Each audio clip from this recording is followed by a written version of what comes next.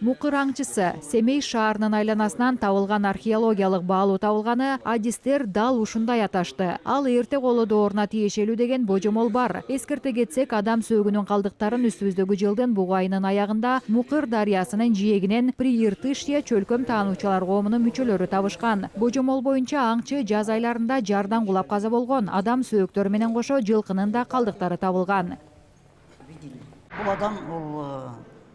Бул адам Алгун Сармат түркче монголдон кийинки замандыкы болушу мүмкүн. Аны аныктоо алдыдагы изилдөө иштеринин милдети. Зерттеулердин жумусу.